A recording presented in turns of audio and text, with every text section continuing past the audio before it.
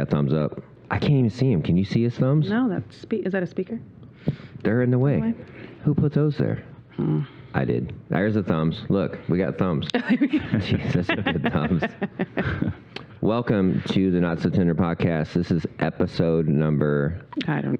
Dude, what is it? I just show up. Is it 18?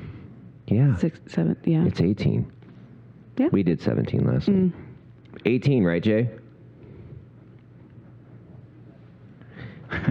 We are all like, it's been a long day already. I just show up for Dark Tuesday.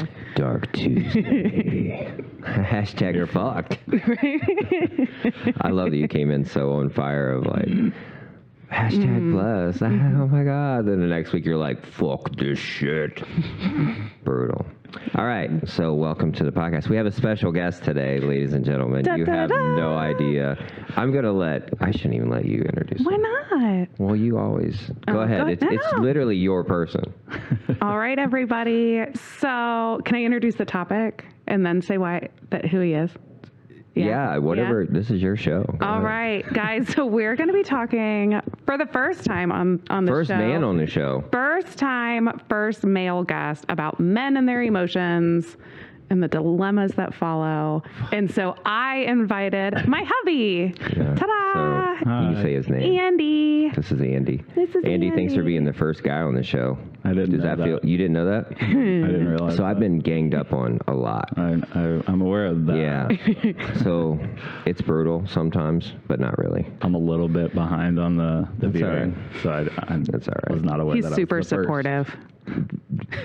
Not in watching. Just click and subscribe.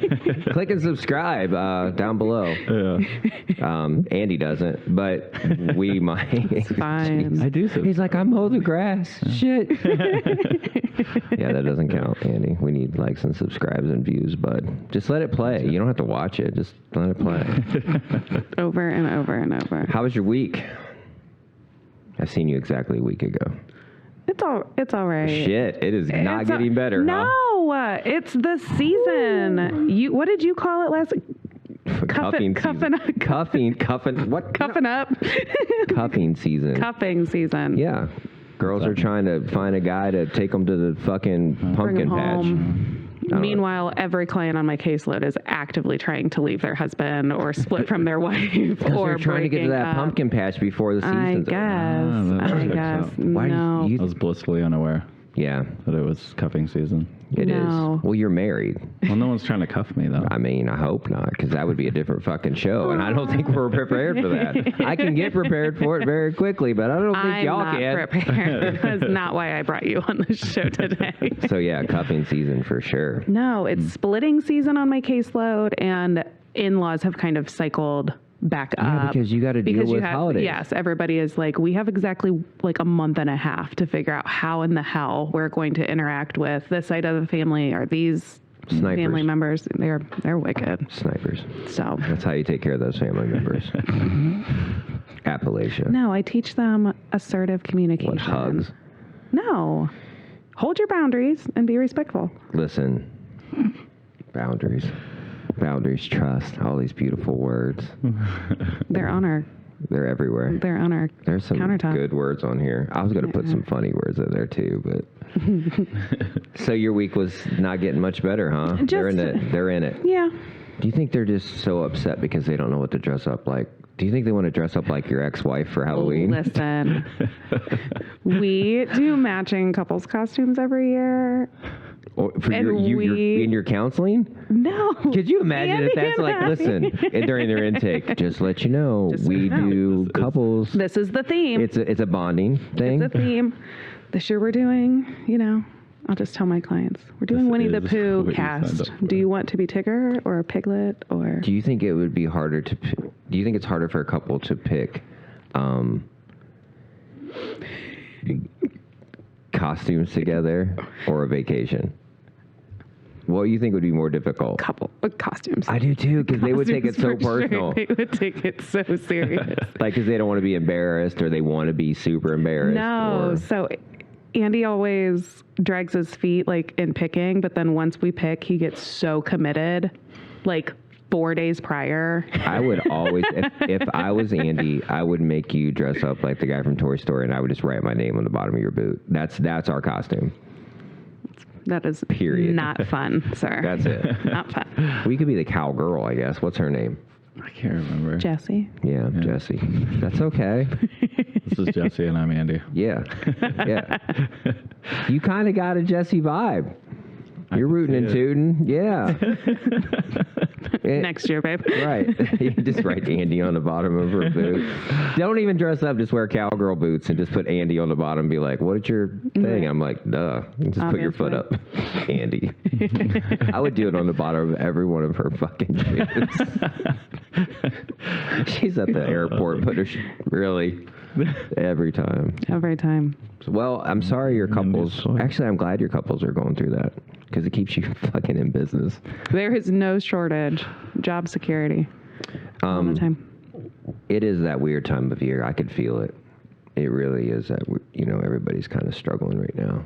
They're trying to either hold on or push away. Do you think they just don't want to buy gifts?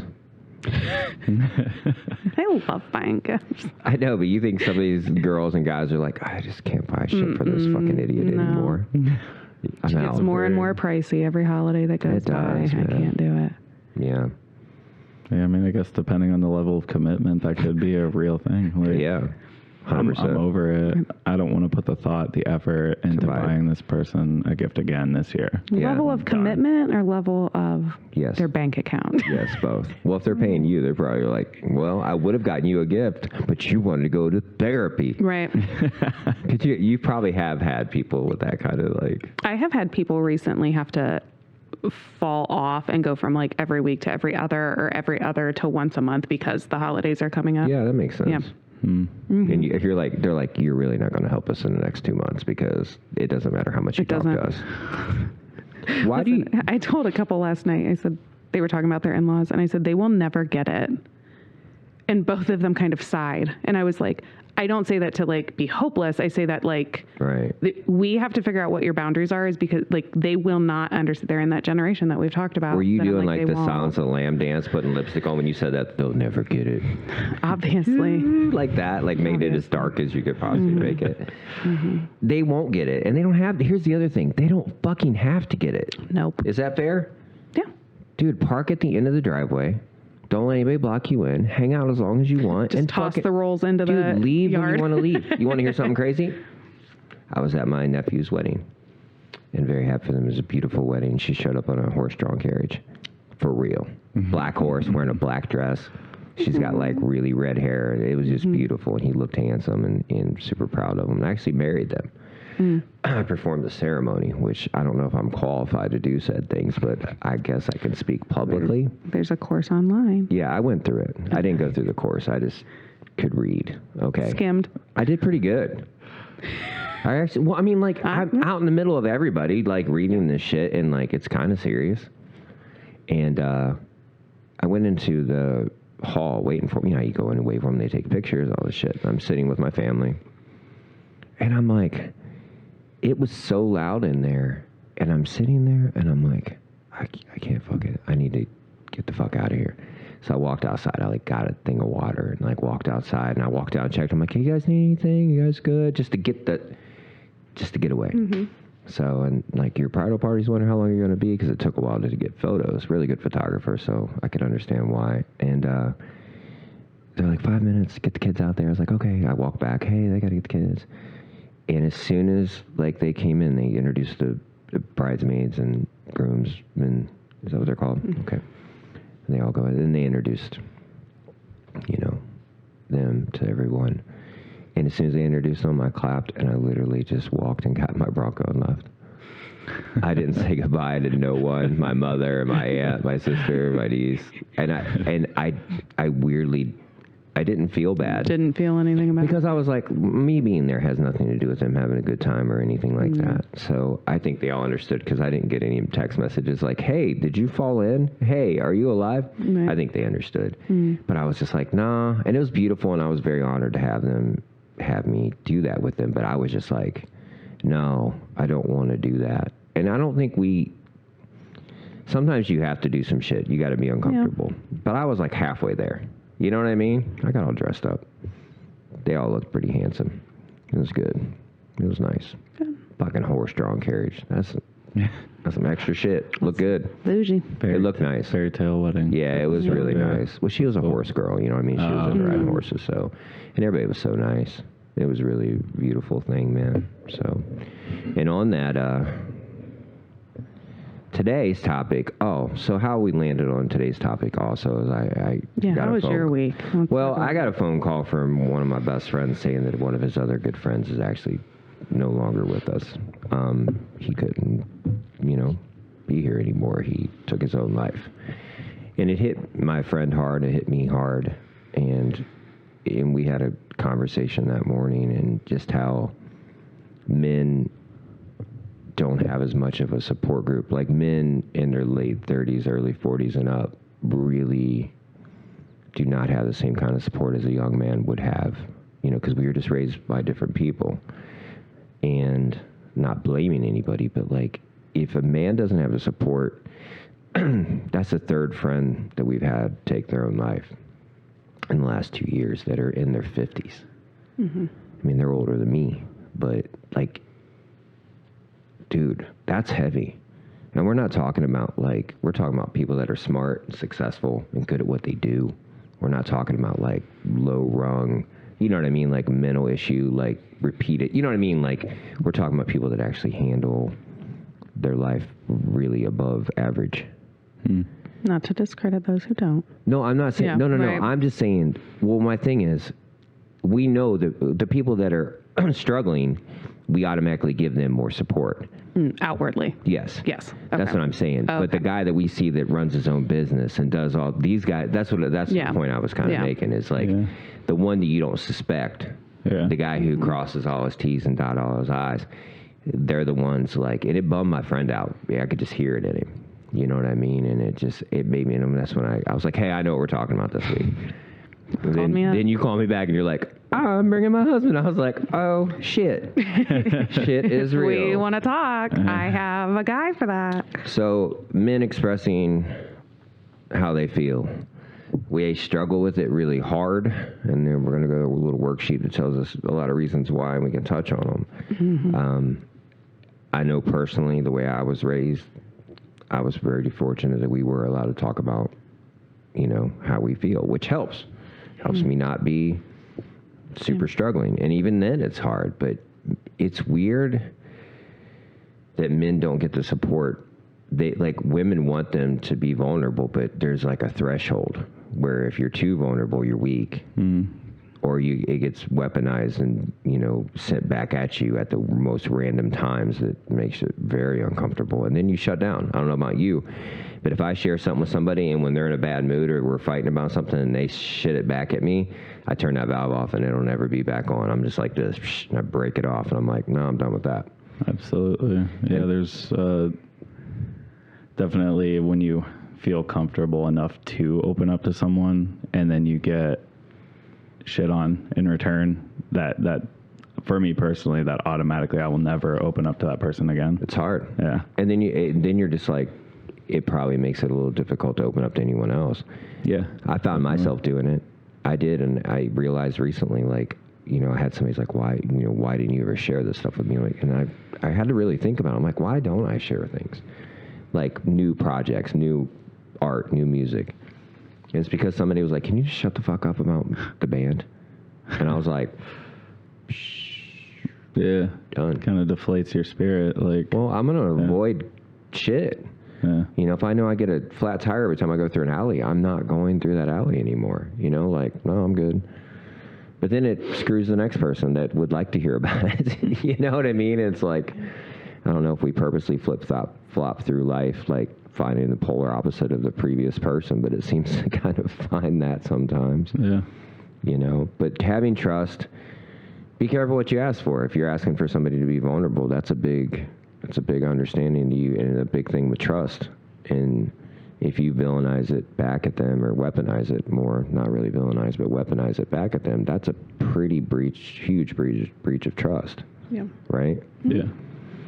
So, let's touch on some of these. What's the first one? Kelly? Well, Kelly so these reads so are much better than me. I the- did enough reading this week at the wedding. 15 reasons why men don't talk about their feelings. Don't, can't, won't. All in the same bucket, I suppose. Well, yeah.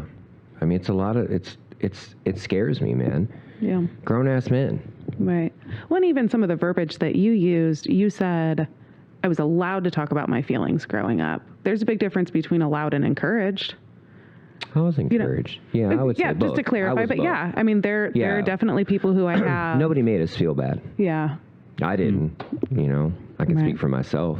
And I'm talking to men or women. Well, I was very lucky. I didn't realize how lucky I was because it was just normal. Yeah. You know, I mean, you couldn't be too much of a sissy, but even the girls couldn't be too much of a sissy because, Yeah, I wasn't allowed to be a sissy. you know what I mean? Yeah. Like, That was not like that reasonable. not my experience. Yeah. We didn't talk about feelings. No. Yeah, like don't have them. That's how you talked about them. Yeah, like Oh, you it got just, feelings? Right. Yeah. Yeah. Yeah, Piss just- on them. Right. Well, just handle them. Yeah. Like they assumed that I had them, and then it was like Deal with it. reach out if you need help, but like I'm Ish. gonna cross my hands over here and like watch, you know. Ish. And I had a very blessed childhood, but that was not one of the supports that I got at a young age. Well, at least you got the other stuff. Yeah, that's true. That's Well, we why want you very to blessed. feel supported, but we don't want to actually have to support you. Well, they if don't you know could just how. hold it together. Yeah, You know? right, We yeah. want you to feel like you're supported. Yeah. They didn't know how to. Right. And that's some of that intergenerational stuff Yeah. that we came from. They did not get the support. So they were like trying something new by like saying it's okay Yeah. if you have feelings, but then didn't necessarily know what to do with them if I had them. So then I just kind of pivoted to like others that could be beneficial. 100%. But being a female, that's a lot different. I just went to my girlfriends who all wanted to talk about our feelings, and your guys' That's dangerous. experience is not. Yeah, we talk is about not the feelings. same. Like, man, that van makes me happy. I like that truck. Yeah. My son pissed me off. Yeah. That's about it. Right. I just got to get the fuck out of that house. Happy and mad. That's all you guys Right. are allowed. All right. So number one, it says it's a neurological thing. So number one kind of breaks down. There's a lot of clinical terms in here that I'm not going to even Scratch the surface. try to Something's pronounce. wrong with your brain, son. Men's brains are Whoa. created and developed differently. It says here that women can have the ability to think and feel at the same time, while men, those two things are not attached. Like the synapses are not, they don't Seriously? go. Yeah. Yeah. Well, we're done here. Thank Right. you. Now, leave everybody alone. Leave men That explains alone, right. everything. And we're done. Turn off the microphone. Right. So they have the capability, but it is not something that is natural for them to think about their feelings and then feel about their thinking, you know, and like put those two things together and then communicate them. I'm thinking something right now. Are you thinking that you've been shit on and the whole time you just needed number one? No, I mean, truthfully, obviously men think differently.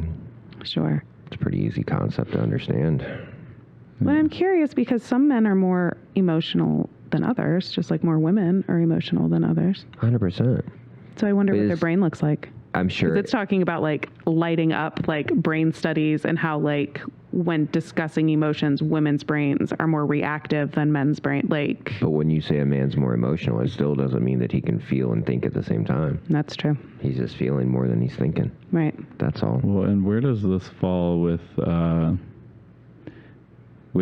way that the world is today, where genders are?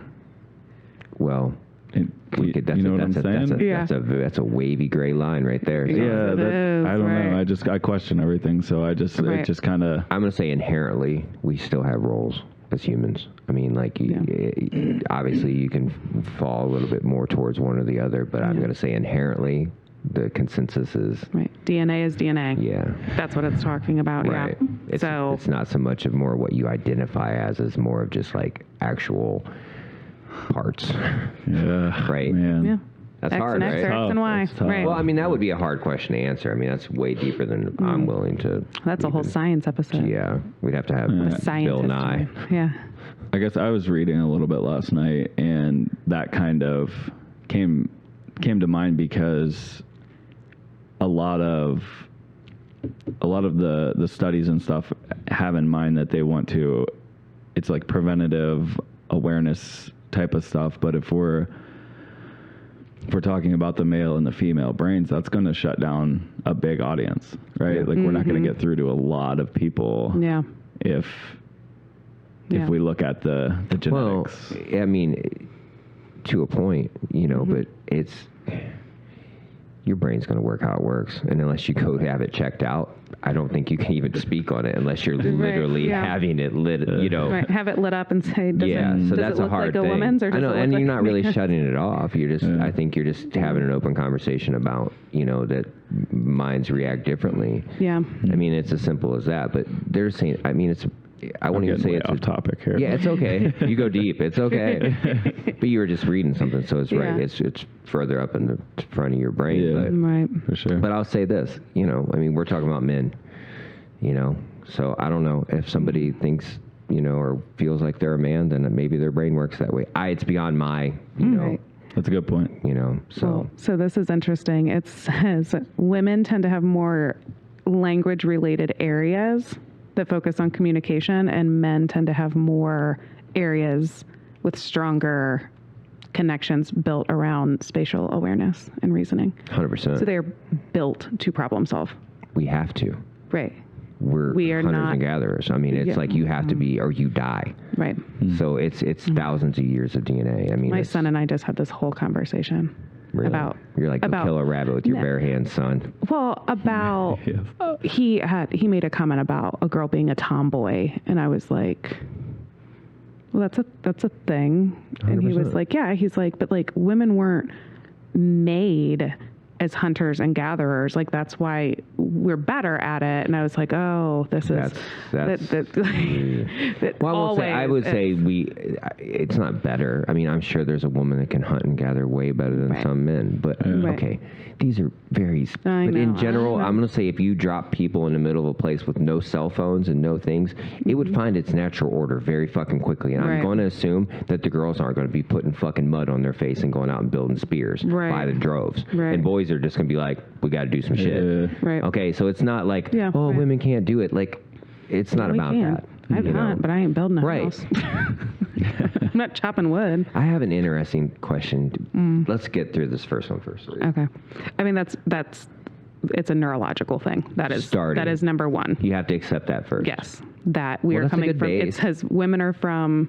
Well, it's like what, a diesel Venus, men or are from you know, Mars, or yeah. a regular gas engine. They're very different, you know, Yeah. but they Yeah. both do the same kind of thing, just different. Right. And they take different fuel. That's true. Next. It's a good analogy. Afraid of saying something wrong. Ooh. Oh, if I can, I just Don't thought of say anything something. wrong. No, I just thought of something. So I've learned and adapted in having a daughter that women don't always just want you to fix things, and it is our natural instinct to try to problem solve, to try to fix the problem, right? Like come up with solutions. You give me a problem, here's some solutions. Her worth, all of our worth is based on that. Yeah, but I started to start off conversations when they, you know, if people are coming to me, I'll say, are you looking for an ear to just vent, or are you looking for a solution, or, you know what I mean? That way I can kind of gauge what my response needs to be. Do I just need to be supportive, or do you need do Right. you have a problem that needs fixed? Yeah. Right. So, That helps. Right. Are you been looking helpful, for yeah. help? Right. yeah. That's easy. That's an easy way to do it. I just try to just listen for a while, and then I ask some questions, you know, because then kind of help them find out their own little answer. Tell me more. Right. No, my son is pretty good. Like he'll come to me and like I'll listen, you know, while I'm cooking, and then all of a sudden he'll be like, "Mom," I'm like, "What?" He's like, "What do I do?" And I'm like, "Oh, you want help? You want input?" Yeah. And At least like, you can ask for that, though. yeah, right. That's good. Yeah, I'm like, You all know, right, well, yeah, totally fine.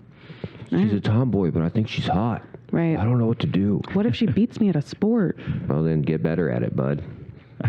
Wing her. Hurt her ankle. Something. Get an edge. Push her down the stairs. Lord, What? Give her the lumber. Yeah. I guess This right. family is winners. That's what you need That's to tell true. them. That's what I would tell him. Like, Bring your don't date loser somebody that's ass home. better than you. Get Or do, and you leave. Right. Bring her home. Right. You go. Right. Yeah. Swap her out. Tag her in. We could use a winner. Savage. It's true. All right. Number Hashtag two, Dark again, Tuesday. afraid of saying something wrong. So because this kind of breaks it down and says, like, because it's not natural, they're often processing and trying to make connections in the moment. So they're thinking out loud and identifying emotions that they're experiencing now, which isn't always true. I'm gonna, Like for them, is what they say. And not just that. Have you ever had that moment where you're demanding an answer, someone's demanding an answer? No, you're going to tell me now. And I'm like, you probably, if you're pushing for an answer, I'm asking for a moment to like, to see if you say something wrong, it literally goes in your bank and it's always there. And you're ledger. like, do you remember in 1987 when you blinked twice and you said this? And there's no forgiveness for it. Right. And most of the time it came out of like a random thought where you'd be, you know, or it was just in the heat of the moment or something. And saying something wrong, it never goes away. Right. Yeah. It's like posting something on Twitter. You know what I mean? It's like relationship Twitter. It's there forever. Definitely.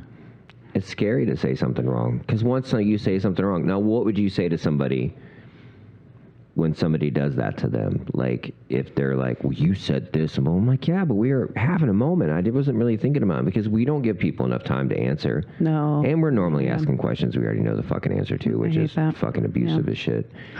And dumb and a waste of time, by the way. You could be folding clothes or sweeping or something. Men, too. I'm not saying that's Right. women's work. Yeah. Please don't think that, because, you know, insert bad joke here.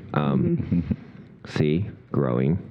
I'm impressed. So afraid of saying something wrong. And that goes Yeah. back to your childhood as well, because if you say something wrong and you get yelled at by your parent, or you're someone that's, You get in trouble. yeah. You say the wrong thing at school, you say the wrong thing at home. It goes in here that often because it's not as organic for men, that sometimes they'll identify their emotion wrong. So they'll say that they're mad, right? And so clinically, I have a lot of conversations with men and women that, like, usually I go into like the color chart, you know, like yellow, red, and blue, sad, mad, happy. And then there's like all of these other secondary colors. And so, right. So it's common that I have to say, like, I understand that you're mad. Anger organically and naturally is my instinct. Like my first emotional response is typically anger. But I know that about Everybody's myself. looking at your husband's face like, I know. It's He's like, true. He knows, confirmed. right? like this. Help me.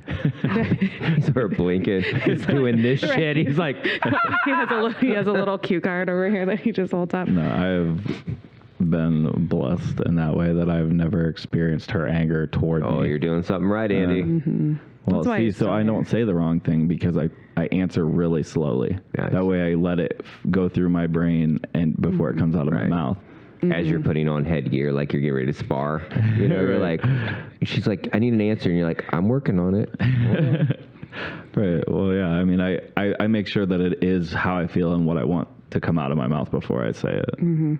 When I pause altogether and I'll just be like, I will listen and allow you to process, but I know I'm a next day person. We've had that conversation on the show before. Like, I'm a next day person, but like that took time and independent growth on his end before I was ever in the picture, and vice versa. So this is going back to kind of like if they haven't done individual work, or even if they have and there's a triggering situation that comes up, Nobody likes we to be can't wrong. expect them to hit the nail on the head every single time and not offend somebody, or it goes into like being judged or feeling weak or being critiqued. That You'd almost get more annoyed if they were right all the time. probably You'd be women fucked that way, women too. hate that. I know. Isn't that great? I enjoy Just be being reasonably right all the shitty, time. buds. Right. Just be reasonably shitty, and they'll stay with you forever. Yeah. Number 3 is Hashtag angry as fuck. Can't be wrong about the right things. Yes. yes, Yeah. the insignificant things. Which is Then you whatever can you teach- deem, then you can deem teach us insignificant at that moment. Then you have the blessing, the honor of teaching us things. Oh, Mansplaining. Right. No, those are the wrong things to be right about. So this is a good one. I'd be curious to know how you guys feel about this. So number 3 is men express their feelings through action more than through words. 100%. I do. Tell me more. I'll tell you more. Because men are based on the fruits of their labor. We are not based on our minds. Very few men are based on their minds, and most guys, even though those guys are extremely blessed and have accolades because of using their mind, like very smart men that have changed the world, most people couldn't name them, couldn't pick them out in a picture, but they could, like, they know who John Henry is. You know what I mean? So they know who a strong man is. You know, they definitely know who Arnold Schwarzenegger is. They know who Rocky Balboa is. They know somebody that's overcame it through action, not through words. You know, we love nerds because we love cool stuff, but most men and most girls don't want much to do with them other than the fruits of their, you know, brain. But most men, because as a boy, I don't know about you, but when I was young, man, you couldn't even stand around with your hands in your pocket if the men were working or they'd push you down. You know, because they're like, what are you doing?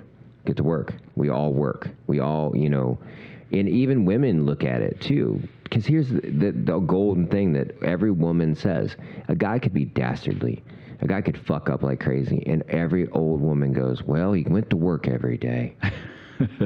You've heard that 1,000 times. Well, he went to work every day. He was a hard worker. So I would always just fuck with them. I'd be like, well, at least he doesn't fuck kids. You know, and they look at me like, Jesus.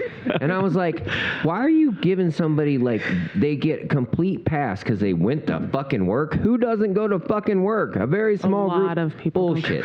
Small group of people. We have the least amount of unemployment we've ever had since they started documenting currently. So literally, everybody's going to fucking work, okay? Right. It's like down to 3% or something bonkers, right? So, well, at least he went to work. So we were based on, like, we know, like, man, if I go to work, at least they'll fucking leave me alone. Right. Go to work, and that's the first thing they say. How many couples you had, and the guy goes, I fucking work every fucking day. Every time. Every fucking day. Every time. Or I have women who are really going through it, and, like, you know, you kind of help them guide their own journey and their own narrative, and they'll be like, you know, I stayed for so long because he worked so hard, he put a roof over our head, and he provided for everybody. And I'm like, yes, but then he slept with your sister. Was she? And did she need beat your children? Like, you know, like, did they deserve it? But he went to work every day. Oh, right. He's a hard worker. That's so true. Dude, you know how hard it is to bang a girl and her sister? That's pretty fucking hard work. Just saying. Just saying. I don't know if anybody's tried that, but that sounds like hard work to me. Oh my gosh. So I'm just thinking. It does depend on the sister, Justin. That's good. Sometimes it's not that hard. Yeah. This makes just fall in. This makes me think, though, because, like, there's TikToks as a woman, right? And, like, I know I don't have a lot to add about the male emotional experience, but now I'm putting pieces together. Women are shitty. Ready? So, Hold on before you even say it. So literally it says we express ourselves through actions, not words. You know why? Because when girls go, your words tell me something, but your actions do not. I need actions, not words. So you tell us. No shit, we express ourselves. Actions speak louder than words. That's all we've ever heard. Well, and so this goes. Andy's like... No comment. Yeah. Well, but, like, women will complain and they'll be like, you know, we're snarky about it. Like, oh, he didn't apologize, but he sent me flowers. I don't want your fucking flowers. I want to have a conversation, blah, blah, blah. Because apologies are real, right?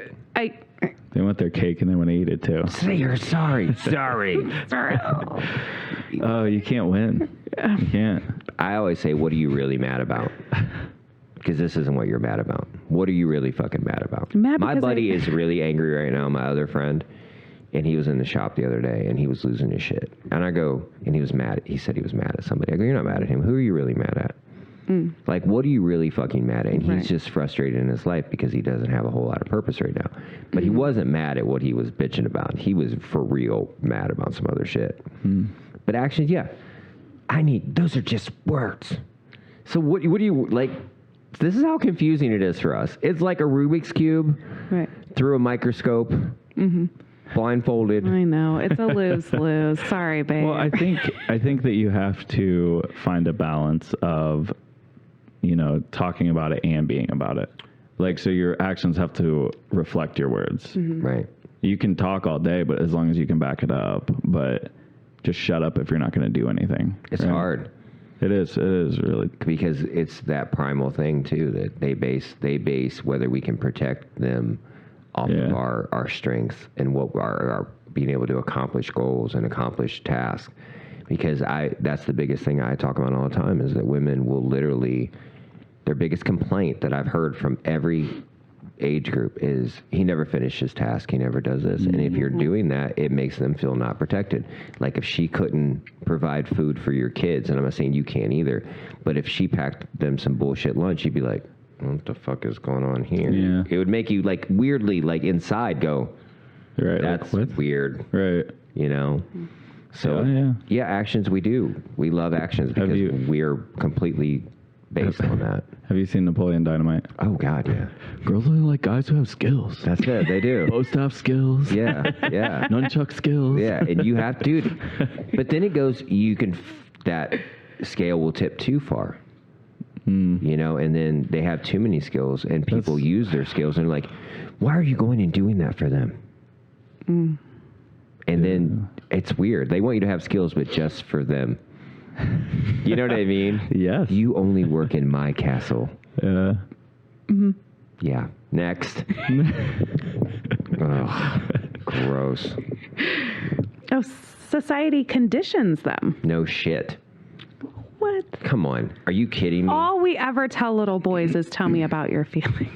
Oh my God. What boys? The fabulous Fuck your feelings. ones. That's what we were taught. Fuck your Quit feelings. being a girl. Well, and Literally, our whole Yeah. lives. Quit being a girl. I think that this is something that is specific to you guys because you mentioned at the very beginning, like generationally, we have done Way better. Oh, Yes, 100%. we have done Can I say why? much better. Yes, The reason why floor. young men have way more people talking to them is because they're raised by a lot more single women. So they don't have that male influence in their life. They're literally raised by single women who don't allow, not all. I'm sure some are doing amazing, but a lot of them don't allow positive male, any from their uncles, cousins, any male that could like benefit, their life. And so, yes, they do talk about their feelings more because they're home not doing anything that's task. It's all feelings. So you're kind of fucking with a generation of young men. There's a lot of young men that are killing it. I tattoo a ton of young men that are absolutely, they talk about their emotions. So it's getting better. It really is. But like my generation and up, we're fucked. Well, how were you conditioned, both of you? How were you guys conditioned to not be emotional? Because don't act like a girl. I mean, I was lucky, but I'm saying my generation, men I'm around, because they're like, why are you talking about that? I was like, what do you mean? You think I'm just going to grow fairy wings and like start sucking your dick? Like, see, I'm a man. I do man ass shit. You know what I mean? And I build things. I can do all the man shit. Yeah. It doesn't mean I can't talk. Justin wants us to pitch the telephone number. It's 234-200-5949. Tell us how you're feeling. Just kidding. Don't be a girl. Right. Only if you're a man. That's the only. Only if you're a man. I only want them to call. Tell Kelly how you feel. Tell me how you're feeling. No, so I actually have a lot of men on my caseload. I bet. Do you know how old they are? 35 to 55. Every single one of them. Yeah. Every single one. Yeah, that's when we hit listen, I've learned, I'm in a vortex right now. I'm in a vortex. I've realized I'm in a vortex because everybody's too emotionally scarred right now. It hasn't scabbed over good enough. It hasn't healed enough. Everybody's too raw, so they're just wiling out. So I have a question. When I was thinking about our friend this weekend, women are obsessed with relationships and what a relationship's supposed to be. And I feel like when I was thinking like men, I almost feel like a lot of men are too busy procuring everything that makes a relationship easier, like a good car to drive in so you can go on vacation, and in a yard that's nice that your kids can play in, a pool, whatever we need. You know what I mean? Like we're procuring everything that keeps that running.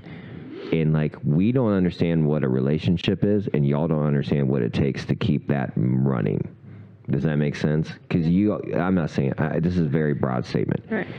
And when I say broad, now I'm not talking about a woman. So, Girl statement. Broad.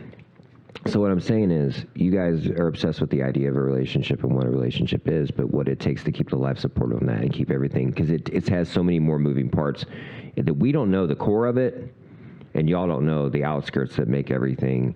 Because I've done stuff, and they're like, you don't even, I was like, I did this for you. And they're like, what do you mean? I was like, I did this because this does that, and it turns into this. And they're like, oh, shit. And I'm like, you can't see that? Like, what the fuck? You know, There's like. a huge disconnect there. Yeah, and that's because me personally, when I'm in a relationship, I work way harder. Because I want to have more money to do anything they want to do. And it's backfired on me almost every time, but I can't stop myself from working harder. Yeah. And I don't know how. So I'm just going to quit my job. Hopefully this podcast takes off. I'll give you my Venmo at the end of the thing. I can just quit. Cash App. Now, we have had that conversation where, like, I mean, he was working on our roof. I know I told you that. Yeah. And on the cars and things like that. And the inside was kind of falling apart. And so I was getting frustrated because I was like missing him and like wanting quality time. And he's like, okay, but like it's the literal roof over our head. Yeah. So like I love you and I would love to spend time with you, but I also need a little bit of grace of like, And as the I'm prideful busy. thing of being done with it and doing a good job and knowing that you protected your family. Well, and save $10,000, $11,000. Well, but that goes into Yeah. protecting your family. Yeah. That goes into I'm protecting my tribe because Right. I'm saving money through my hard work. And that's what, like, I don't know, my brain just goes to that. Like, how can I make this better? Babe, do you feel like you were conditioned to be unemotional when you were younger? You guys are a little bit different in age. I think Yeah. by my peers more so, like growing up, because I was very sensitive. I was very emotional, but I kept it all inside because any type of, outlet of that resulted in backlash from my peers. Like, what are you going to cry? Or, Persecution. yeah, it was like, yeah, it was almost like an attack on my personality. So I shut Well, they down. saw a weakness. I was very quiet. They saw a growing weakness, up. so the pecking order would immediately go Yeah. like that. So then I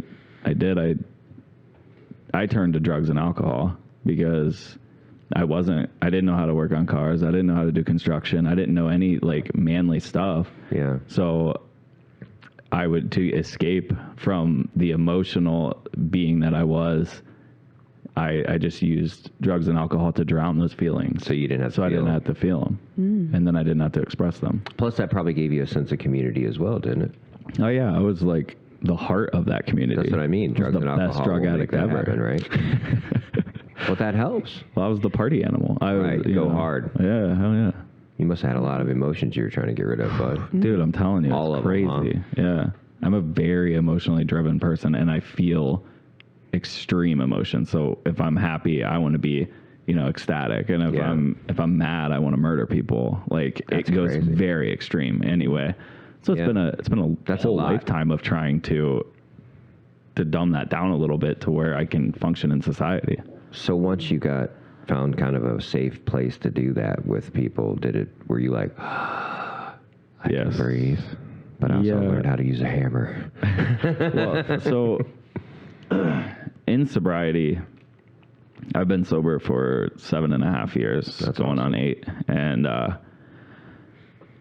it wasn't until I was in a rehab facility and a woman that was very close to me passed away.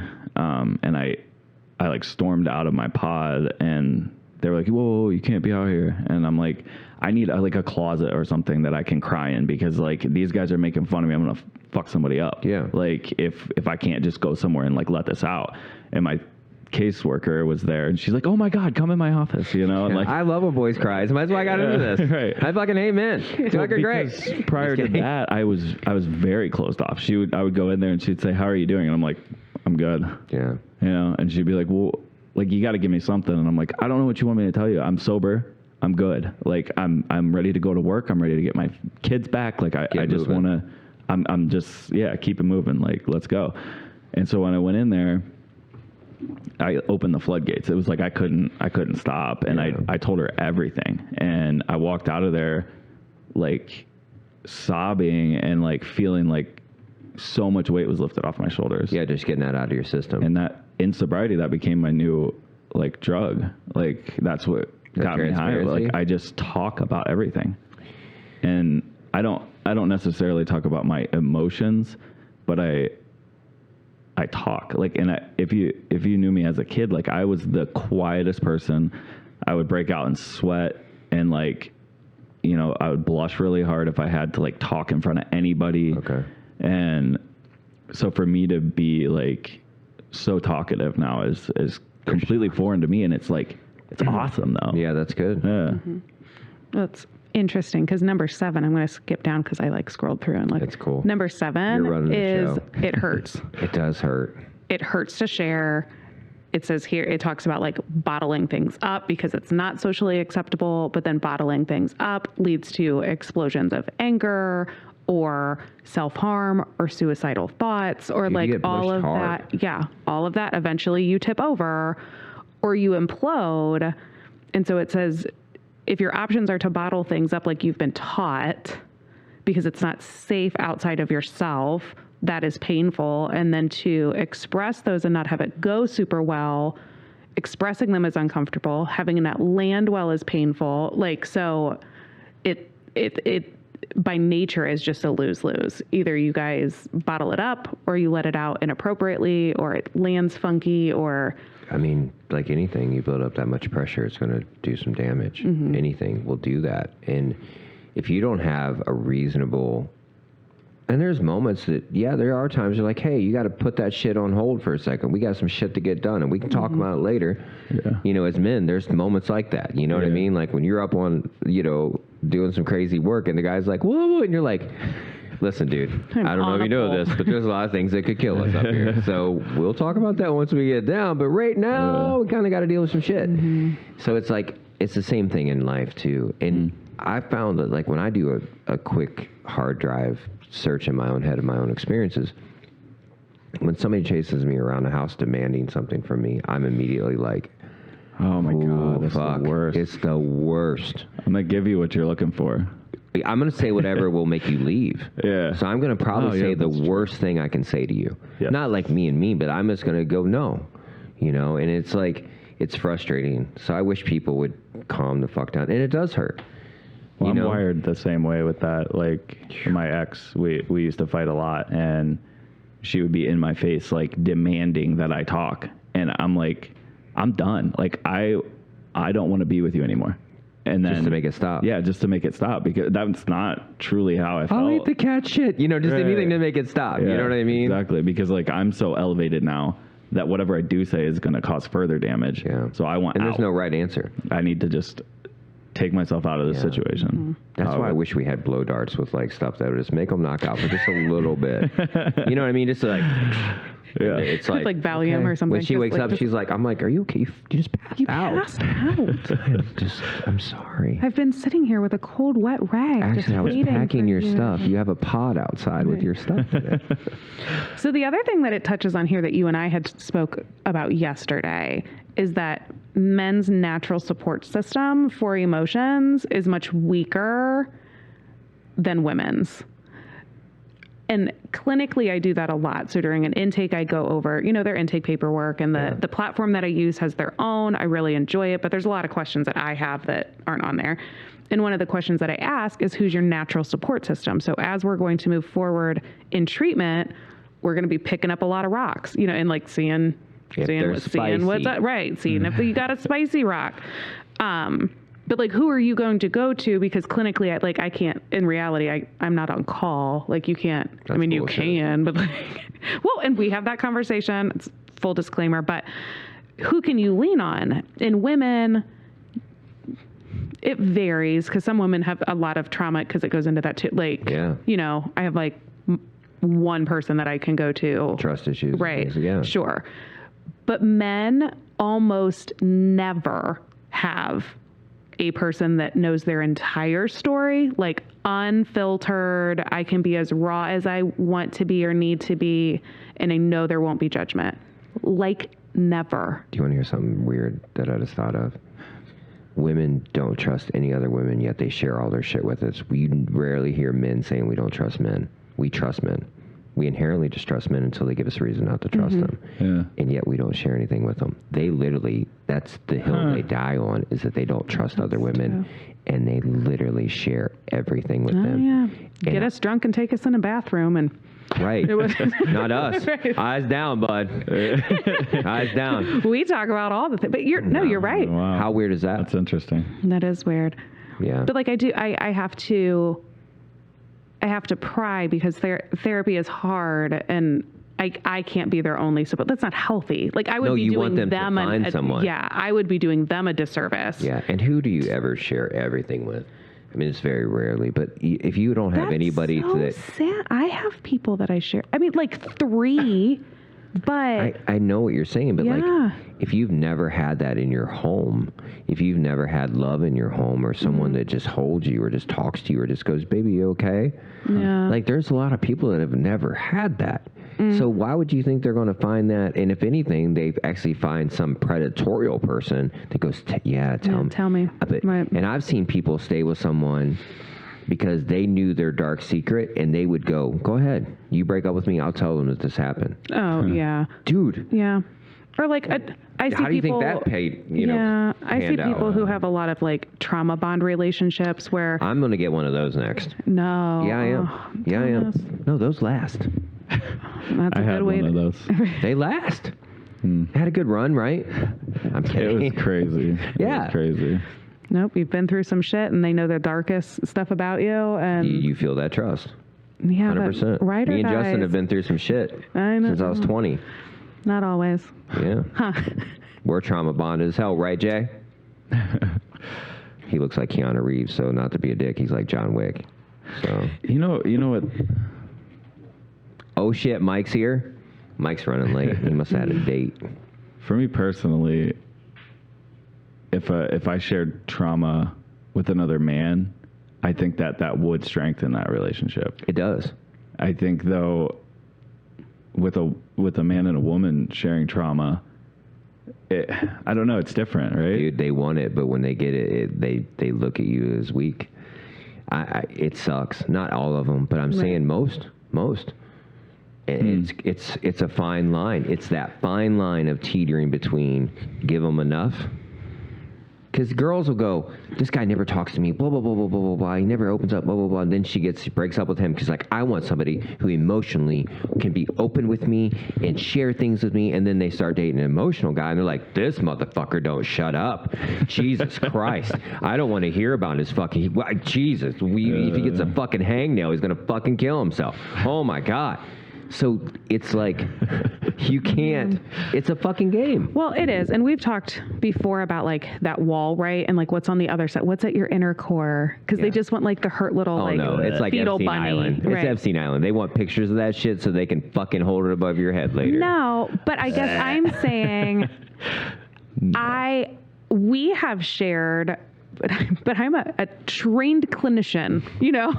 So like if he shares trauma with me clinically and like logistically, I know what to do with it. Yeah, you're Sally rare. down the street that is like, Oh, yeah, tell she's me, super break good. down your walls and Break show down your me. walls. And they're like, oh, What time were you born? Here's all of my abuse that has happened. She does not know what to do with that information. No, she's going to tell her friend. We're talking about even like healthy people, not Who? malicious bitches Where will they tell their at? friends. But like she's not certified or trained or educated enough to know what to do with that information, and that can just open a vulnerability wound. I've had girls go, I want to really get inside your head. I said, I fuck up therapists. Like, they can't fuck with me. They're like this. I think we're done here. I think Like, you've made as much they start progress telling me as you're their going shit. to. You know what I Yeah. mean? Like, are you fucking kidding me? And like, you think your nice life that you live, like reasonable life, you think you come on. Right. This is fuckery. Well, and I guess to my point, if you shared your trauma and they were like, oh, and like didn't say anything, or you were like, oh, do you want to see? I know you've told me you don't want inside my head. You know, like Right. if you let them in and then they nothing in there. cower. You want to see a lot of guitar pictures? Right there. Well, that's You want to know the best pizza in Ohio? Right here. Ice cream? Right here. oh my gosh, what number is that? Because I giggled. It says, oh, where is it? They don't think about them. Number 9. What? Their emotions. The reason they No. don't talk about them is because they don't think about them. What do you want us to think about them? my You know gosh. what our emotions are? How can I get through this without getting yelled at, without getting fired, without being scorned? Like that's Plus getting late at the end of the day. That's all they want. maybe Right. like, will you touch me where I pee? Will you not make me do shit I don't want to do? It's literally, it's almost like I could imagine being an indentured servant. Well, how can I get through this day where I kind of enjoy my day and I can make it reasonable without getting beat, without getting like reprimanded? How can I make this day like, you know, a shitty job where you're like, I just got to get through this and I'm gonna be happy today. Yeah. That's what most relationships feel like to men, I feel like, because it's like, no matter what we fucking do. Because, dude, I'm sure there's guys, no matter what a girl does, he's an asshole. But I swear, the amount of men I know, that's not the reigning thing. But women, there's always something y'all are fucking mad about. Not all of you, but there's something. It's either your friend didn't fucking react the right way, or your fucking mom didn't fucking notice your hair, or fucking something. And then we're sitting there like this going, man, she doesn't like when people they don't do what she wants them to do. And we're like, fuck. You know, I was thinking that we are very different in a lot of ways, which I think we are. Yeah. But what you said is absolutely true. Like that we are trying to find the path of least resistance. We have to. At And all times. All times. It is fight or flight. You guys are nurturing. You always want to do this. not Come here, little necessarily. baby. Come here. Oh, he's a good boy. Come on. He's good. I'm not just specifically talking about in relationships, but in life. Everything. Right. Like I Just wanna just want, cruise. really, I just want to sit at home in my garage and bang on metal and like weld shit and like make cool stuff. Right. That's all I want to do. If I could do that and you still love me and my kids grow up fine, like that's what I want to do. Life is good. Right. But I am a father. I am a husband. So and I'm an employee. So I have all these obligations that I have to do every day. So yeah, I go through and I try to make it as painless as possible. Like I don't want any kind of emotional upset whatsoever. Let me just get through the day and everybody's happy and everybody's pleased with my performance. and then you I get to do what you wanna do. I'm golden. Well, think about a man. If a man goes through every day at work and he's just that boisterous fucking mouth, nobody wants to work with him. Yeah. Nobody feels safe with him. They're annoyed by shit by him. We're like, we're just trying to work here, bro. Can you calm the fuck down? Like, we don't need, like, we want to get this shit done so I can go home and see your wife, see your kids, see your dog, do dope shit, Yeah. right? If a woman is like boisterous and things like that, or they're like, slay, princess, oh my God, you go, queen. You're so hip, Thomas. But that's what I literally heard it the other day. I was like, she is not. Do you know what a queen is? I mean, like, dude, queens get drugged through their fucking cities because people hate them. Yeah. And y'all call each other that. Most men don't call each other kings, do we? Because we know there's one fucking king, right? Yeah. We have a realistic thing. Like, there can be one, and heavy is the fucking crown. Girls don't talk about how heavy the fucking crown is. So it is a weird kind of thing, the way we dance around this shit. We don't talk about it because we're just like this. Just guys are like, don't touch that. You slay, queen. Just I'm gonna go do something productive so I don't get yelled at. And not everybody. Interesting. So I'm trying to unravel this shit and figure it out.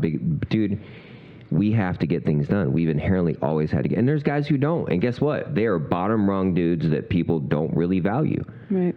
It's unfortunate. That's not wrong. Well, Right. it's not unfortunate, actually. Everybody has a place. Like you said, every pot has a lid. Right. You know, it takes all kinds. And I'm not saying, dude, if you can live your life at that level, live your life at that level. But you're not, what'd they say, that 70% of women and there's only 30% of men that are dating? And out of that 30%, what do you think are top tier men? 5%, 10%? Yeah. And that 10% We can go is to the fucking app. all of them. And that 10% is fucking all Right. of that 70%. Yeah. What kind of fucking numbers are those? Because we can't have emotions, ladies and gentlemen.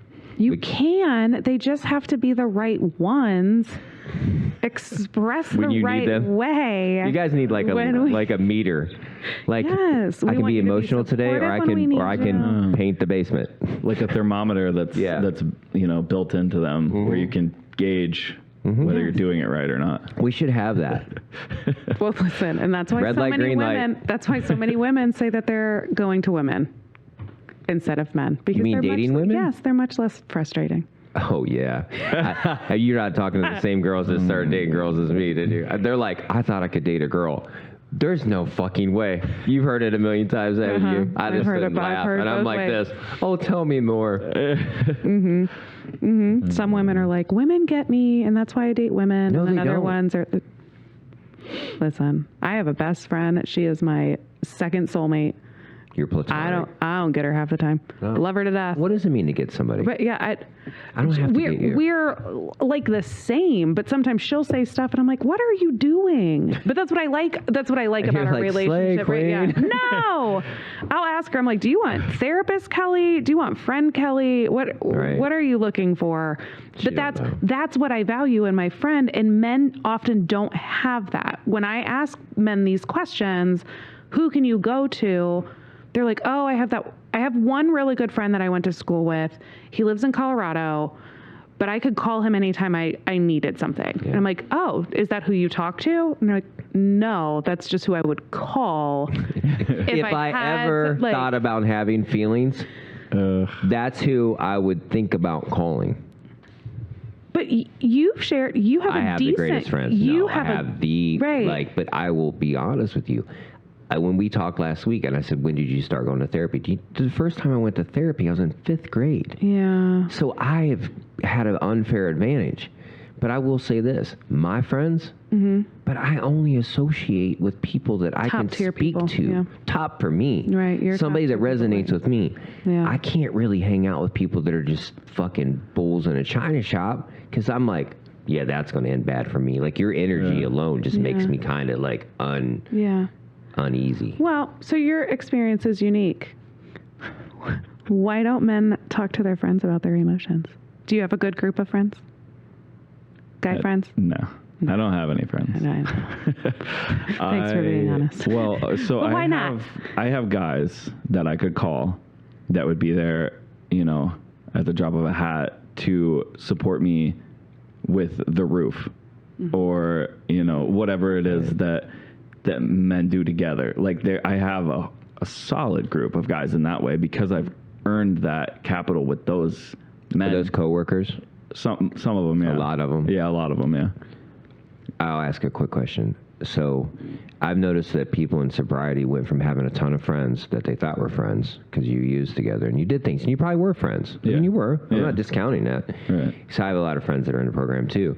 And once they get out of that, they get friends that are in the program. But if you're not currently working the program or it's, it's not your thing, and I understand that, you're lost without a community. Man, do you know how desperately I want Right. friends? You need to start a group of guys that did not resonate with the program and being with people around that but still want a community, but it isn't solely based on sobriety. More on just actual, like a support group. Being good. Connection. Well, because, dude, right, I don't know about you, but I know people that have, like, I've never even smoked pot, dude. So I'm like, swear, okay? But I can't have conversation. I've been around so much of drugs and stuff in my life, so I have a little bit better of a knowledge than most people that have never fucked with them. Yeah.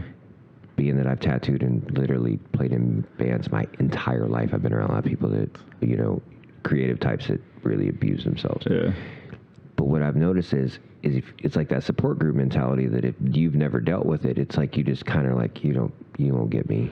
It's a big struggle is Yeah. opening up to someone who doesn't have the experience but has the knowledge. It's difficult. But why do you think as humans we find that so important? Like, you don't understand because you've never been through it. I'm like, well, that doesn't mean I don't that's a weird. I think it's the emotions that go with it. Yeah. Because I used for so many years because of my emotions and feeling like I was an outcast and feeling like I was wrong. I was built wrong. The feelings that I have, the emotions that I have are wrong. Right. And they don't fit in. So I don't know. I have a group of guys who I supervise at work who I took a lot of time in the drive to the job. I would like hop in different trucks with different guys and check in on them. And they utilize me in that way, but I don't them. It's weird. But does that give you value too, though? Absolutely. Well, then sometimes it is a kind of a one-way street. Yeah. I can't expect the same out of people that I've given them, for sure, in my life. This is just not possible. No, and I don't expect it. No, you know what I'm saying? Yeah. But, like, it's not even I don't even look at it as a two-way street. Yeah. It's just movement. You know what I mean? I think that's the problem. Everybody looks at it as like a give and take. Because I hear a lot of people talking about, like, I'm tired of this one-sided relationship. I'm like, what do you mean? Well, I always have to go to them. And I'm like, do you like going there? Well, yeah. I don't know. I always have to go to Luigi's. They never come to me. Damn. You know what I mean? But, like, why is that? Is that just a weird, like, flex? Like, is it just a weird thing you want to feel important about? Right. So, I don't know. A lot of guys want friends. That's what I'm finding. The more men that I work with, the more they do have them. They're changing and ebbing and flowing too. I think some men feel comfortable dipping their toe in that, and some men really, really struggle. And I think those are often the men that we lose.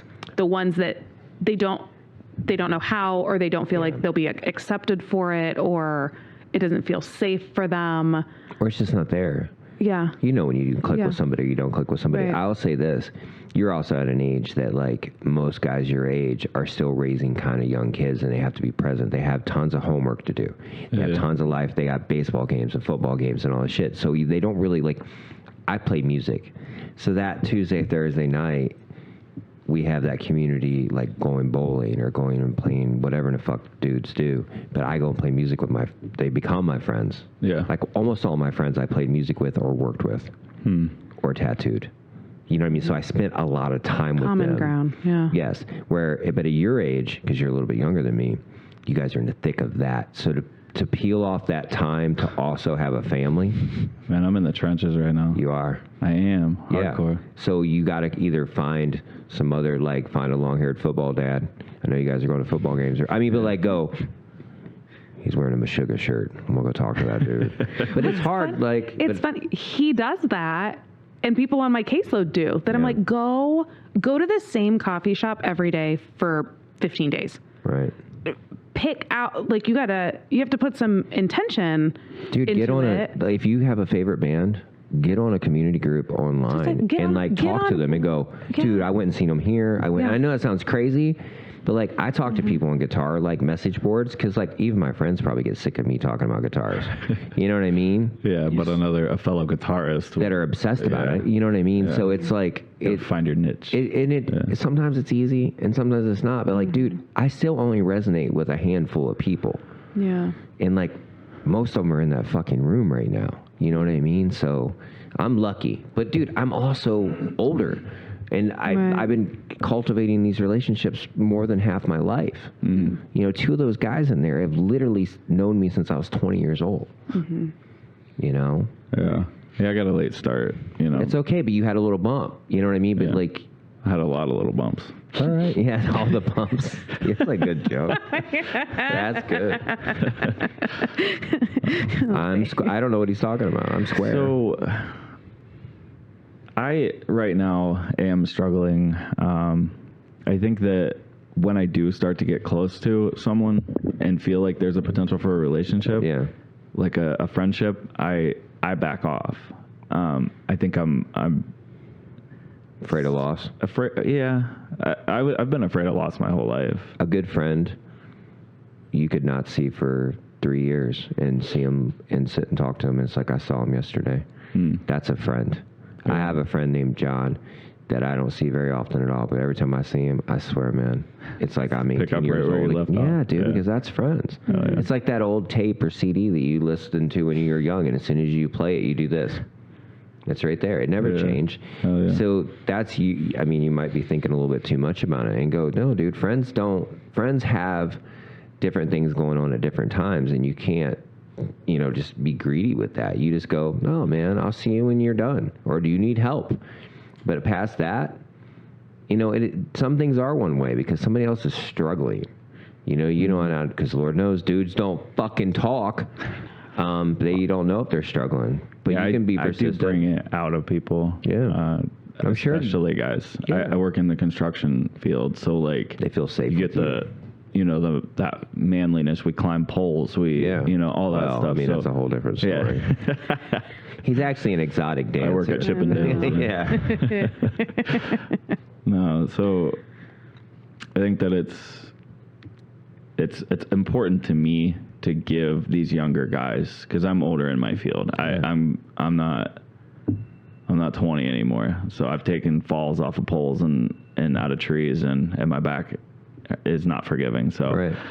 a lot of these younger guys I see coming into it, and they're struggling to make their way, and they get dogged on by all these older guys, and so it is a weird work thing. Take them under my wing if they're showing like that they want to work and they want to come to work, and right. and they're trying, but they're they have just to be young. nurtured. They have to be nurtured. Like the old dudes are like, well, that's not the fucking way I fucking learned. I had to fucking. I'm like, and now I stop and I go, did you enjoy that? Well, no. So you want to perpetuate that and make them feel the same fucking shittiness as you did, and I don't understand what's the purpose in that. Well, it made me stronger. No, it didn't. It made you bitter, and now you're bitter. That's fair. So I actually had a cool story there. I worked with another lineman for a long time, and he was a hothead, throwing his hard hat, screaming at the general public, and just was really hard on his guys all the time. Step off for 1 second. Not. she's leaving. She's had enough of hearing our emotions. She's out of here. She's like, these guys are talking about emotions. Men aren't allowed to do that. I'm bored. There's too many pole jokes here. No, so late. He was really hard on his guys that he trained, and now we're both in the office, and he pulled me aside one day and told me, I used to give you a lot of crap for being so soft with the guys. And he's like, but I think there's something to that. I think you had it right. See it? Yeah. That's amazing. Were you like this? That was so cool. Oh, dude, that's a super rewarding conversation. I respect the shit out of this guy. Yeah. I look up to him in a lot of ways. Because he probably worked hard. Hell yeah. You'll give somebody a little bit of pass if they're diligent in their work and consistent in their work. Yeah. Wow. It's hard, but that mentality has to. You can be hard, but not brutal, man. Yeah. You can be nurturing and still get your point across. I promise you can, man. Yeah. Oh yeah. Well, and that's how I kind of introduce these younger guys into it. I'm like, if they're scrolling on their phone or something, I don't like take their phone and chuck it into the road or something. I just say like, hey, this needs done. And they'll be like, oh, okay. And I'm like, so go do it. Like, yeah, now. Yeah. Like, and I can be firm, but I'll throw in a joke or something. Right. Like, you can look for dudes on Grindr later. Like, I need you to do this right now. And like, give them shit, bust some balls. Well, it makes it feel a little bit more friendly. Yeah, exactly. Yeah. It's interesting for sure. Because I've experienced a lot of, even older women are just as brutal about that. Oh, These kids don't fucking know. I'm like, yeah, you guys could do better at showing them. I mean, like, I don't know who's supposed to show them. It's not that hard, I promise. Take your time. And you can get frustrated. But how hard do you got to be these days? I mean, like, honestly. It's so... How hard do you got to be even in construction as you used to? You don't have to be as hard. You don't carry shingles up anymore. They drop them off on top of the fucking roof. I mean, like, how hard do you... Right. But I'm saying if you... 96 fucking bundles. But if you would have procured that, you could have had them literally sat on the peak of your house. Yeah. I'm saying, like, when people are like, I go, you have food delivered to you. Like, you don't... So hard. You don't have to do... you don't have to leave your house anymore. Yeah. Somebody will come and change your tires and oil on your fucking driveway. You're not wrong. Yeah, so how hard do you have to fucking be? It's almost 24. Yeah. We should have flying fucking cars. Man, I struggle with that concept because I grew up, I guess, in era where like you know there was still that like macho manly like vibe that like this is what a man is, you know, and now you don't have to do that anymore, but it's almost like primal, you know. Dude, they literally base our worth on it. Well, so I struggle with it because like I want to be a hard ass. I want to be a man. I want to show that I can carry 100 fucking bundles of shingles up on the roof. You know, I could have paid to have them done, but like, I still feel that need to like 100% show that pride, ego. Pride, ego. Well, we'll give you an imaginary trophy. Here you go. Put that in your big imaginary trophy case. That's all I wanted. You got it. Good job. This one's recognition. And you wanted her to look at you and be like, dude, nothing makes a girl happier than seeing a guy swinging a hammer, dude. I know. Well, and I was just going to say that like women still look for that. Oh, dude, go split some wood in front of a girl. Yes. Are you kidding me? Yes. Shit works. One, we want to know that you'll back us up, and we want to know that you'll protect us and that you'll provide for us and all of those things. So we want you to split wood, beat up the guy that looked at us Write funny. poetry. And then come home. Tell us you're right. Tell you're right when you're being catty. And be emotionally vulnerable. Number 12 is it only creates problems. When men are emotional and they finally talk about their feelings, it only creates problems. And I struggle with this, and I call women out a lot in couples counseling because I'll say, you know, going back to, I forget the girl's name, but like, don't punish good behavior. Yeah. Like they're trying to tell you how they feel and you're mad because their I statement, you turned into a you statement. Like, and so we work a lot on like reflective listening. Like, oh, now you want to clean up the basement. Oh, now you want to do this. Right. Oh, right. Or like, you know, if he were to share that he feels underappreciated when he comes in from putting on the roof and there's like dishes in the sink and I'm like, hey, can you do those dishes while I'm like doom scrolling through my phone? And he's looking at you like, right. So if he said like, that, I'm going to check for gas leaks in the house because obviously you're high as fuck. And I'm not perfect. I'm sure that has happened and vice versa. Wait, so I've been working all day. Huh? Where were you going with that? If I came in and said, you know. Yeah, that you felt, I don't know, disrespected or underappreciated or something, then a lot of humans, people, but a lot of women get really riled up about that. Like, oh, you feel underappreciated. Well, what about when you did this? Right. I just put all of the other kids to bed. Like, but there's a way. You're like, I didn't even want these kids. I did not sign up for these. But there's a way to communicate in a healthier pattern where he can express a vulnerable emotion and then I can just reflect it back. Reflective listening is all it is I hear that it makes you feel unappreciated when you've worked really hard and then I ask you to do something. And like, even that sounded kind of shitty, but then what he could say is like, no, that's not what I'm saying. He could clarify that I understand that you want help doing the dishes. Is there something like, you know, like just help me understand, because when I enter the house, it looks like you're doing nothing and you want me to do the dishes. And then I could say, well, yes, that's true. I'm taking a break because I just got cussed out by our 7-year-old, you know, like, so I need a minute. But like, because your perception is, there's a lot of going back and forth, but that's because we are on the same page of trying to get to the bottom and make sure that we're both okay. So civilized arguing. Discuss it. I can't take away your emotions. Yeah, I can't tell you that. Can. No. Y'all have a power. I know, but like that's what I'm telling you right now, y'all have a power to take away our emotions. This is number 12. Like and we've talked about taking offense. If he comes in and tells me that he feels underappreciated when I ask him to do the dishes, I could get really offended and be like, listen here, motherfucker. Like, I made all the dinner. You've been outside hanging with your boys, putting on the roof while I've been manning these 5 children. Yeah. That's and true. Like, you could pose that argument. Right. And like, we had this realistic conversation where like he came to me after the fact and he's like, you know what? I've been thinking about it. And just because I'm doing this big project, kind of an extra thing, not a normal thing, an extra thing. And he's like, just because I'm doing all of this hard work that I have like acknowledged, he said it did not take away from the work inside of the house that you then absorbed. And I was like, no, I get it. Right. But to me, that's the whole purpose of a relationship. Sure. Is like having somebody help you up a little bit or whatever. And that's like but dude, none of that is worth arguing about. Like when we says yeah. it causes problems when we talk about it. That's my point. Yeah, like, because if we go, hey, I'm really feeling a certain way, like you said, and then they're like, well, you think you're feeling a way? right. It's like a contest, like who Right.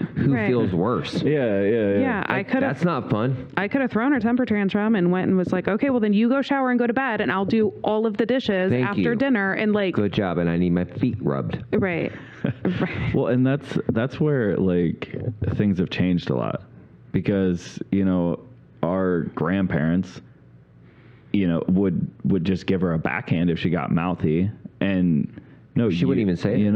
yeah. Yeah. She wouldn't even And say now we're, our parents kind of wanted to step away from that like brutalness a little bit, and like give us, a little bit of room to express ourselves and whatever. And then those are our parents, and then Now us. we don't know what to do with it. Yeah, we don't know what the fuck to do No, with a it's kid. so gray We want to be now. their best friend, but we if also you want them to want- listen to and respect us. But we give them a podium to stand up and preach their feelings on, and it's so hard, man. And it's interesting for me when I see you want to be treated like a queen or a king. You got to do some queen and king shit. You have to make hard decisions. You have to go the extra mile. You got to be there late. You got to be there early. You have to do all those things. And most people are not willing to put that in, but they want huge responses from it and results from it. But it does. It creates problems. Well, It I does. guess that would be my message, and often is my message to women, is going back to numbers like 1, 2, and 3. We're asking, in many cases, we're asking them ultimately to do something that it does not come natural, whether they're not in touch with their emotions as much, or whether they have a lot of them and they've never been encouraged to share them, or they share them and it's not much. well received, and then they're like, I can't believe you said that to me. Like, Yeah. give some grace. If you're training somebody to do something new, you don't expect them to know right away. Like, so if we're asking them to do something that doesn't come organically, I heard a lady simmer talk about a little. that. She says, don't ever ask a man to do something he's not capable of doing. Why?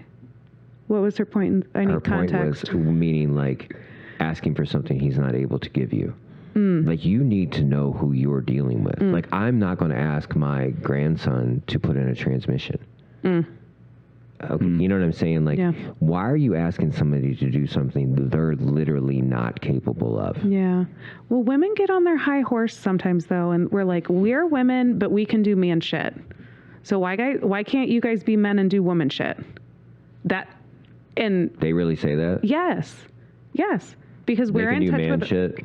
We're in touch with. What's that We mow mean? the grass. We take out the trash. That's man shit? We pay the bills. I'm just playing devil's advocate here. I that they're understand, like, we but can. guess what? I cook. We don't I change need. babies. Right. I fucking decorate. Yeah. I paint. Right. I do things. I paint my daughter's nails. Yeah. So, well, Yeah. that doesn't, it's not, I guess their point is that we can be emotional and be logical, and men struggle being both. yeah, it's neurological. I know. Refer back Yeah, to I'm number not one. sure. Yeah. I'm starting to wonder, like, why are we trying to? Even the playing field. No, it's, Why- it's, why- it's a game. No, it's a game. Why are we It's trying literally to a game. fix this? There's nothing Right. to fix. It's accept somebody for who they are within reason. Within reason. Right. Yeah. But the honest truth is most people aren't coming to the game prepared. They're coming to the game and they're like, they have a baseball mitt, a soccer ball, one cleat, a fucking Volleyball net. karate gi, or a fucking karate belt, and a fucking table tennis net. Yeah. And they're like, I'm ready for the game. What fucking game are you ready for? Right. And like they're not understanding, like it's very specific in like knowing your opponent, because that's what it feels like. Gosh, I was gonna say that made me like my stomach. Knowing your teammate. That's not what it is. We're It's winning. on the same But all these team. things come down to you having the edge over someone else. Well, you fucked up, so now I get the It's not scepter back. true. Not you. I know, But that's you're just okay. such an- You're a fucking therapist, and he's been to a ton of fucking therapy, and he's been to a ton of things where he's talked to counselors. Okay, No, that's actually not. but you true. actually I talked to a counselor, right? fucking Hate therapy. Right. That makes sense. I My get wife it. is the Yeah. therapist. But you've actually been to therapy. I have, and I most was people actually have going to not. touch on that because she encouraged me to go to therapy, and the more therapy that I do, She gets kickbacks. the more I realize how fucked up my head is. And the more depressed I get. Really? For the Yes. record, I didn't. Uh-oh. We talked Shit's about getting it. real. and Mike, bring in my safety pads, please. came to your own conclusion that maybe therapy would be helpful because therapy is helpful for me and therapy that I do is Oh, helpful you for used others. some kind of psychological thing to plant Did that she get- thought in my Oh, head. wow. But it was, I'm just kidding, it I'm was just your kidding. idea. I don't want people to think I twisted his arm into therapy. No, you expressed to me that therapy can be beneficial Right. in conjunction with medication for mental health illnesses, which I have discovered through a psychiatrist, that I am moderately to severely depressed, moderately to severely anxious, severely ADHD, bipolar. Is there any I'm missing? ADHD and PTSD. PTSD. I feel like I'm like, that fucked me up more. Just did? putting a label on it. you know what's crazy? I don't want it. I don't need knew to know that. I've been somebody- dealing with this for 37 years. Yeah, but don't you think once you know, it's like having an engine light on, but once you scan the code, you have the, like, a tool, you know what you can do to help This is where it. me and you. No, I'm asking. I'm not Are different. saying. He I'm doesn't- just to saying me- this is where your brain and my brain work differently. Where He you looked at it wants as to a bad use- thing, like, oh my God, all these codes are coming up. I'd be like this. Yeah. Oh, I'm let's obvious. start with number one. We obviously better just dump gas on this fucking car and light it Yeah. on fire and walk away. See, to me, I would start going through the codes and go, well, which one needs the most attention the quickest? No, he will plug that tire with a plug over and over and over and Yeah. over. Is that well? I mean, maybe that's I can't. I guess that's just where our problem solving things change. Yeah. You know what I mean? Where I've known people that were once they were diagnosed, they felt Oh, like a relief. 1,000 tons Yes. off of them because they were like this. I'm not just fucked up. There's a reason why I'm struggling. I was perfectly fine off in La La Land. You like it just closed up and put up on the shelf? Yes. Then close it up and put it up on the shelf. That's what I'm actively doing. That's okay. Because Yeah. I was perfectly functional, and Yeah. I struggled over the past couple years with depression and suicidal thoughts. Right. At this point in my life, I think about suicide every single day.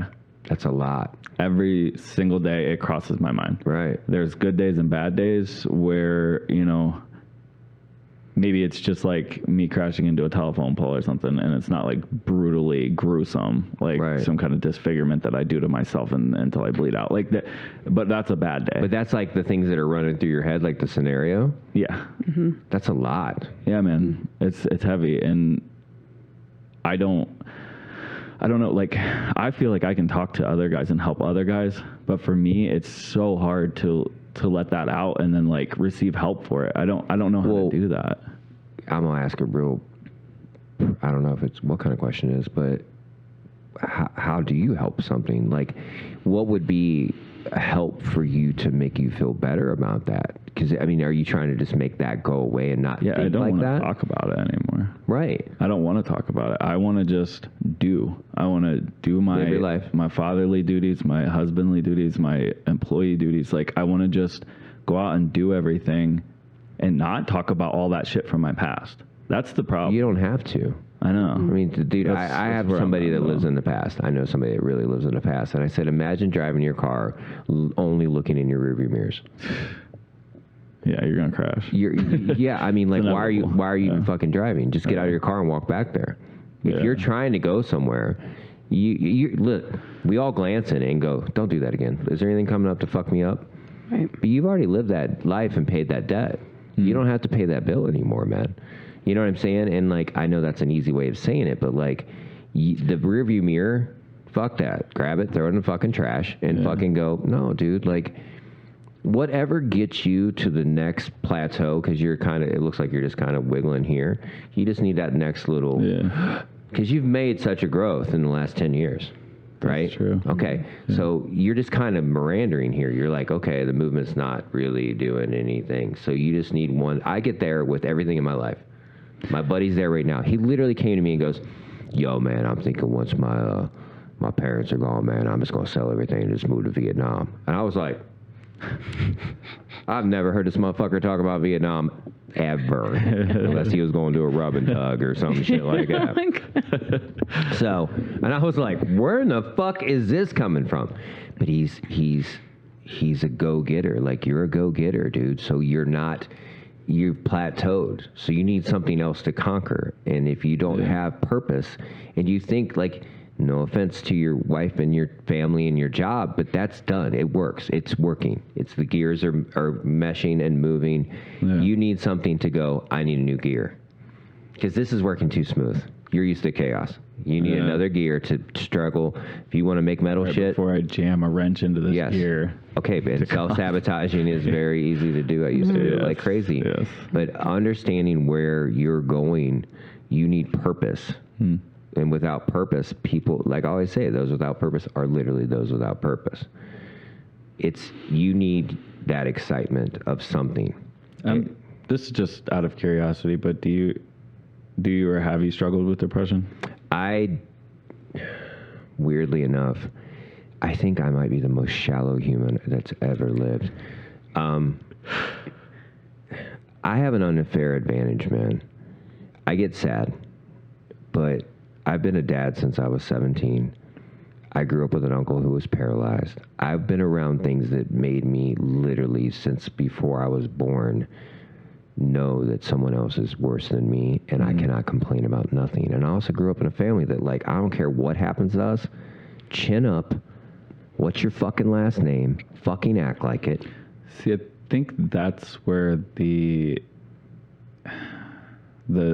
problem is that if you don't have genetically or neurologically depression, you think that it's a state of mind. My brother suffers with it horribly. Well, so I know that my life could be worse. I've been there. Yeah, 100%. I was sticking needles in my arm, living in a skeezy hotel in the south side of Akron, pimping my girl out. Right. Like, I know. I spent a lot of time in jail and rehabs, and, like, I know my life is fucking awesome right now. Right. So that's the struggle for me, is that, like, why do I still want to die if my life is awesome and I've made all these strides?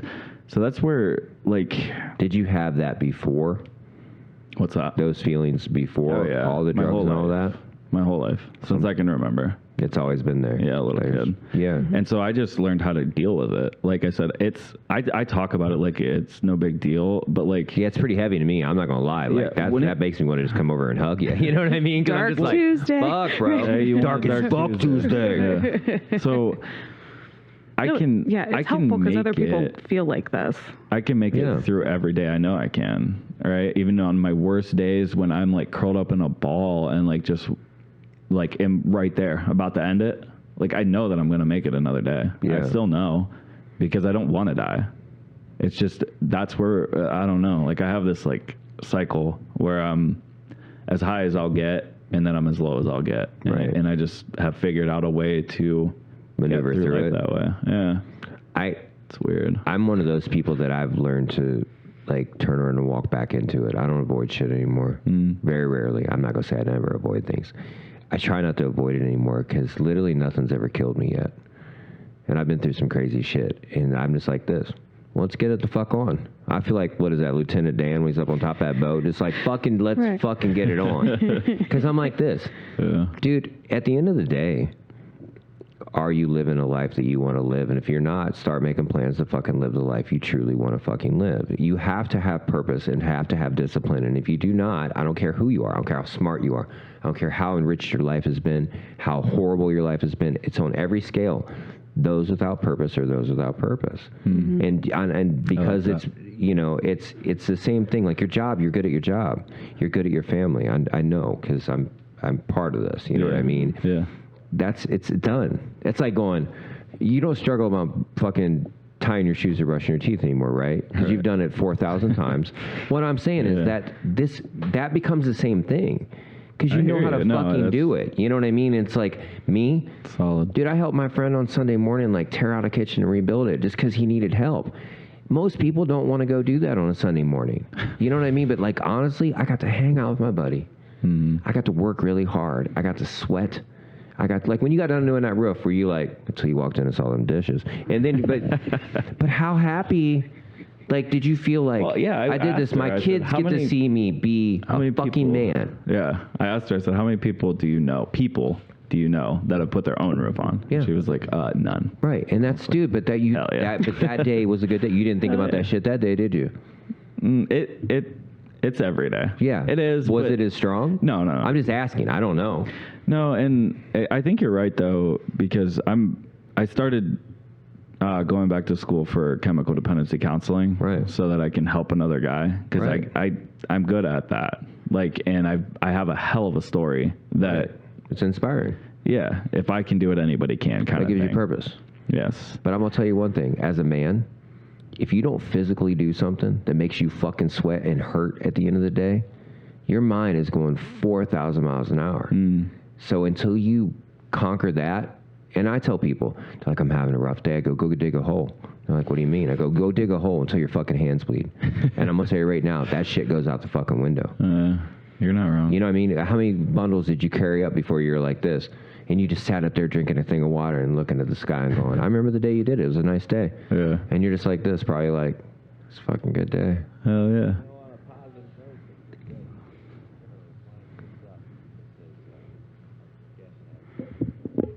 Oh. Oh, I got you. We do got to wrap this up here soon. Yeah. So look, if you guys are anybody that's struggling with anything, man, talk to people. You know what I mean? Like, like you got to talk to people. And like you said, you're trying to find your way of how to not talk about it all the time, but also deal with it.